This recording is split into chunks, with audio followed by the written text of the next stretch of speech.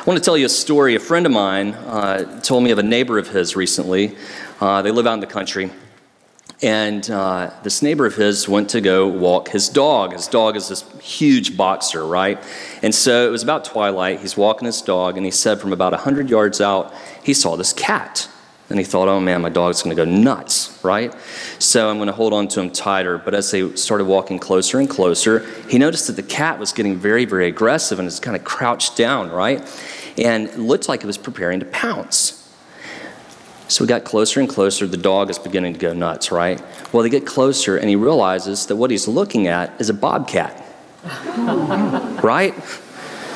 So you can imagine what happens next. A whole lot of just awful sounds, a whole lot of fighting, a whole lot of scraping, bruising, cutting, awful stuff, right? So the guy returns to the house with his dog. Thankfully, he was okay. And what I didn't tell you about this guy was that he neglected to wear his glasses when he went to go walk his dog. So, of course, his wife had a lot of fun when he came in, all scraped and bruised. And he had to admit that he should have worn his glasses, because then he probably would have been able to tell that it was a bobcat. Well, the closer we are, the more clearly we can see, right? It's just a general rule of life. The closer we are to something, the more clearly we can see. And this principle can be applied to this morning's gospel reading. For from afar, it appears that Jesus is commending the sacrificial gift that a widow is giving. In fact, the Greek, when translated, it literally means that when she gave her life away, it means literally that she gave her life away, that she gave it up, and she gave it to the treasury. But I want to ask a question. Is this something we should cheer, or is this something that should make us weep? Looking at the gospel reading and getting closer to it, we see that the story of the poor widow is immediately preceded by a long list of Jesus' condemnations of those religious leaders who were there at the temple. All throughout Mark's gospel, he's making his way to Jerusalem, and Mark is organized geographically. So chapters 1 through 9, he's in Galilee, doing his thing, right? Chapter 10, he's beginning to make his transition to Jerusalem. And from then on, he's in Jerusalem. And much of that time is spent just really laying it on the temple and all those who are employed there, right? All those who are responsible for its maintenance. But he specifies in this morning's gospel reading the scribes. Now, the scribes, it's a little bit of a misleading title because the scribes didn't do a whole lot of scribing. Instead, what they did was a whole lot of legal work and financial counseling. And they would often do legal work and financial counseling for those who could not afford any other resource. So the poorest of the poor, the marginalized, would go to these guys and receive help. But being in the position they were in, they soon realized, we can really make the best of this. We can take advantage of this. And so the scribes became infamous for extorting widows. So Jesus goes on and he says that these guys, these scribes, they like to parade around in long robes. And I understand, when I read this, it's kind of hard to criticize someone who's wearing a long robe, right? I'll give you that. But he criticizes them, right? He says that they use their long robes for their own advantage. They like to look important to people, and they like to pray these long prayers. And they like to have the best seats at the dinner parties, and they like to have the best seats in the synagogues, and they like to use their position for their own selfish gain. And then he says that they devour the homes of widows. So what does that mean? It means quite literally that they would devour the homes of widows. They would extort those widows so awfully that these widows would have no place to go after they had been helped, quote unquote, by the scribes. Well, all of these criticisms of the scribes were preceded also by Jesus' criticisms of the temple and all of its employees.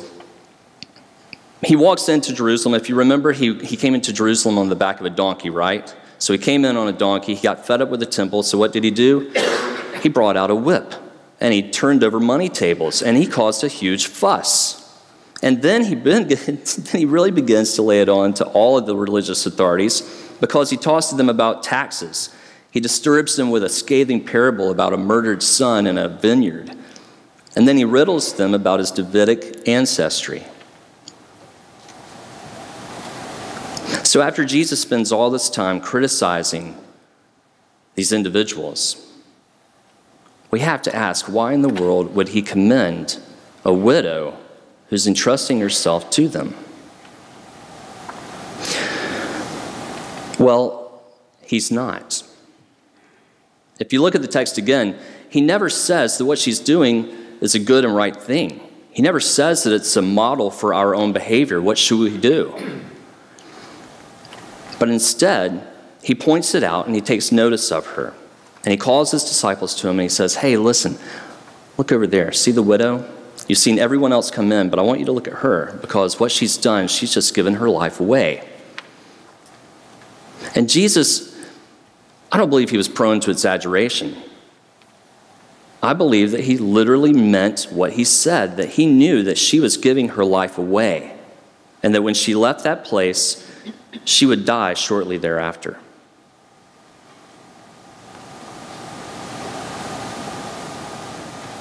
So given what we know about the religious leaders and given what we know about the plight of this widow, what do we do? Do we continue to cheer the widow for giving all that she had? Or do we weep that her life has essentially been wasted on the wrong thing? Her life has been wasted for all the wrong reasons. You know, when I heard this story growing up, I grew up in a Baptist church, and it seemed like every time our pastor initiated a capital campaign, building campaign, budget year, whatever it was, he always paraded out the poor little widow, right? And looking back, I can understand. You know, the widow, who's going to pick on a widow, right? But if we look closer, I think we see that we really need to be squirming at what he's saying. Because what he's calling us to is accountability, both individually as followers of Jesus, and he's also calling us to accountability as a church.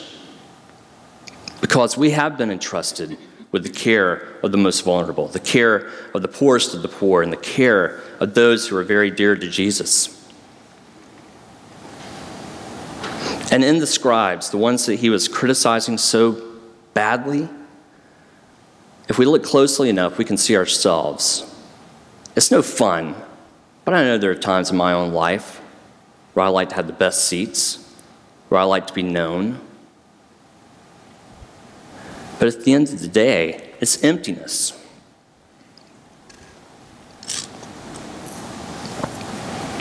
At the end of the day, we're called to give our lives away. We're called to give our lives away. Our lives consist of many things. Our gifts, our skills, our titles, our names, our professions, our friendships, everything. And each day we have the choice to leverage those things for the Lord's work and for his purposes, or we can leverage those things for ourselves. And my hope is that this gospel will provoke us to consider how we are giving our lives away, because here's the deal. How we choose to give our lives away will directly influence how those in our care will give their lives away. So those who are in our care, who are they? Everyone. No one's exempt from our influence. The poorest of the poor, family members, colleagues, clients, everyone is in our care. And how we choose to live our lives will have a profound influence upon how they choose to live theirs. Many of you know that I worked for hospice. I was a hospice chaplain for 6 years. And as I've shared with some of you, hospice is really, for me, all about stories. The stories of lives that are quite remarkable. My daddy always had a saying. He always said that everyone has a story, and everyone's story deserves to be told. And for me, that's what hospice was. And so in hospice, I learned a whole lot of stories. And I could tell you mind-blowing, absolutely amazing stories of people who gave themselves away to something much bigger than themselves, who gave themselves over to the service of Christ. And I could tell you stories of individuals who chose not to give their lives away to Christ, but chose to hold on to it, thinking they were giving it away to all the right things, and then realizing towards the end of their lives that they had given it away to all the wrong things. And time after time, the most vivid picture, one of the greatest privileges I had as a hospice chaplain was seeing families who had been profoundly influenced by matriarchs and patriarchs of their family who had given themselves away, to see families surround them and to be with them and to walk alongside them, to see friends and colleagues from 20 and 30 years ago come to visit them because their lives have been impacted. But it was equally sad to see those individuals who had chosen to kind of white-knuckle their way through life, right? To hold on tight-fistedly to their own lives, to not give it away. And quite often, they died with very few people around, and sometimes, often, alone.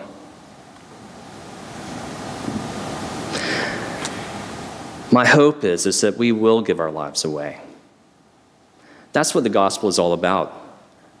How do we give our lives away? I think one of the ways we give our lives away is to simply trust Jesus and to take him at his word, to entrust ourselves to him, to entrust all that we have to him. And I'll even venture to say this. Sometimes it's a whole lot easier to entrust our money to Jesus, right, than it is to entrust our skills, our gifts, our relationships. But that's where all the really, really fun kingdom stuff can happen.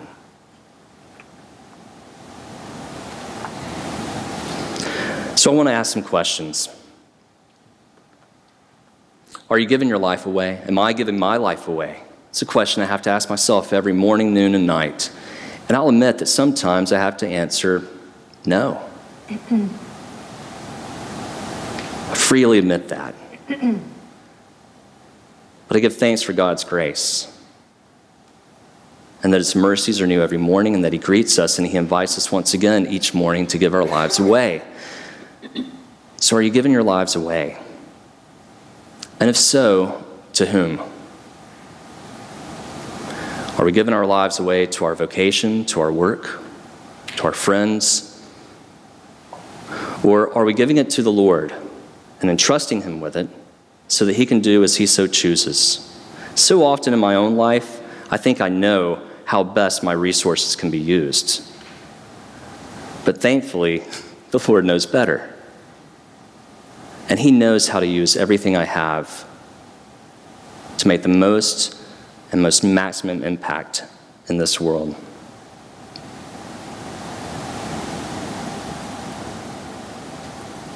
Third question I want to ask is, do we entrust our giving to the Lord and simply let him have it?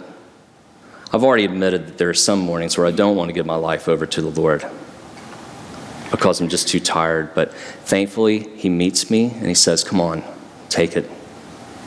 Let me take it. And I guarantee you, you'll have a much better day today. And he's right. But when we entrust ourselves to the Lord, do we simply hand it over and say, thank you for taking this, do what you will? Or do we take it back? You know, it's like having open hands. Each morning, I choose to give my life away, all of my life away. And I give it with open hands. And when I have open hands, I can freely give to the Lord. And here's the wonderful thing. He can freely give to me what he desires. In the Old Testament reading, we see the story of Elijah and the widow. And the widow was rightfully, understandably concerned that if she were to give to Elijah what she had, that would be it. But Elijah said to her, no, if If you do this, I can assure you, you're not going to run out. You're not going to be hungry. You're not going to be thirsty. All will be well. And so she did it. Quite different from the scribes, right? Quite different from their treatment. Do we trust the Lord? I believe we do. And do we trust him to do what he so desires in this world through us? Are we audacious enough to believe that he can use all that we have to accomplish his desires and his goals? I hope we're that audacious. Giving our lives away in this culture is a radical thing. And for those on the outside looking in, it can be a little odd. One of my favorite authors is Flannery O'Connor. And one of my favorite quotes of Flannery O'Connor's is this. She says that you shall know the truth, and the truth shall make you odd. When we choose to give our lives away, we're odd people. And that's okay, because I think what the world needs, what Montgomery needs, what I need in my life, are odd people who encourage me to give my life away. Amen.